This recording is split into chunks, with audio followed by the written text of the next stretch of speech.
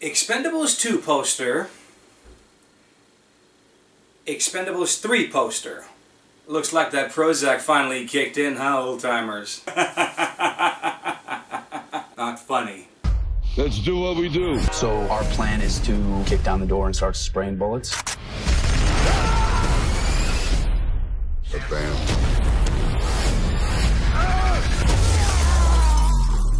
This is the happiest moment of my life!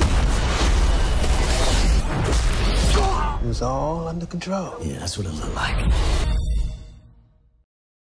The Expendables 3. Right out of the gate, I will say that the Expendables franchise has always been a love letter to the 1980s action movies and how they revolutionized the action genre that we all hold so near and dear today. But what happens when the love letter isn't exactly pure? What happens when a movie franchise has gone as far as one cast will take it and Hollywood doesn't see it being profitable anymore?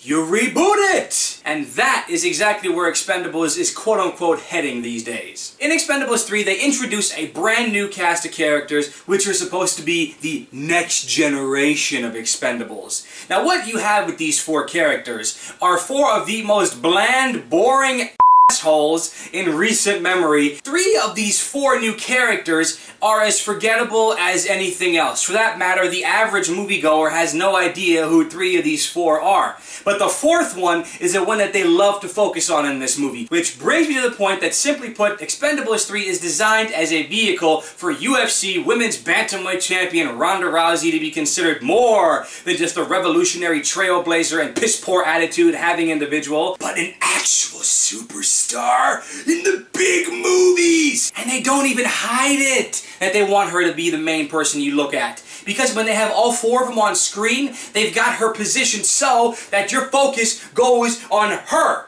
And it's so obvious every time. But what about the other Expendables? Every Expendables movie gets a whole brand new set of characters, and this time is no different. This time, we get new characters in the form of Wesley Snipes and Antonio Banderas and Kelsey Grammer and Harrison Ford, among others. And it's really cool to see how some of these new guys work with the team and others not so much. To see Wesley Snipes back on the big screen is an absolute joy for me after all his personal issues, and it's a whole lot of fun to see him do his thing on screen. Specifically, when it comes to his interactions with the other Expendables, a lot of fun. But the character who steals Expendables 3, no doubt, is Antonio Banderas. Shocking, I know. Antonio Banderas' character is so out there and insane that the whole thing is absolutely hilarious, and he takes it in a completely different direction, and it's so cool to see when he does it, and it's absolutely his show all the way around. In terms of the other Expendables, the term dialed in really seems to be what comes to mind on this one. It's really upsetting to see these other characters who have had not one but two movies to set up their characters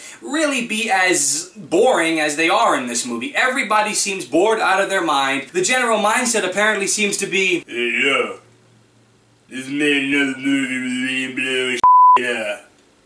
That cool with you, Hollywood? And that's one of the biggest things about this movie. Everybody just seems to be there to collect a paycheck. And that's sad, because in the previous movies you'd see that they actually cared a little bit. In terms of the humor, obviously these movies rely on their one-liners to get you through the incredible action set pieces. Sadly, the humor in this movie falls about as flat as Ronda Rousey's chest. Yeah. That was Backlash. The humor isn't great in this movie. It really isn't. You know, they've got a couple one-liners where you're just like, and that's it. In terms of the plot, obviously you're not going to be expecting something insanely awesome here, but I'll break it down for you in three parts. First third, old school doesn't quite get the job done. Second third, old school versus new school. Third act, new school, old school unite to kick evil's ass. Hey, it worked, right? The action isn't the most epic we've seen from these guys. I mean, yeah, okay, it's got some cool set pieces, but nothing we either A, haven't seen before, or B, can't guess the outcome to. It's just there. So in the end, while the movie does have some wonderful chuckle-worthy moments, a show-stealing performance by Antonio Banderas, a really half plot, some of the most boring new characters in the history of movies in recent memory, I gotta say that while Expendables 3 is extremely fun in some instances, in the end, it is a bargain bin buy. You know, there's one specific quote that comes to mind when I think of this movie, alright? And it comes from one of the actual Expendables in this movie, none other than Wesley Snipes. Some motherfuckers are always trying to ice skate uphill. That is seriously the way this franchise is going. No doubt about it. But hey, maybe Expendables will be awesome. I mean, I would like to see Sigourney Weaver and Uma Thurman perhaps, Anne Hathaway, whoever else you want to throw in there, go out there and blow some stuff up. Hey, I'm down, I'll bite, we'll see what happens. But until then, this is me, G-Money, your host extraordinaire, telling you guys we'll see you next time right here on The Cash Flow. And until then, peace.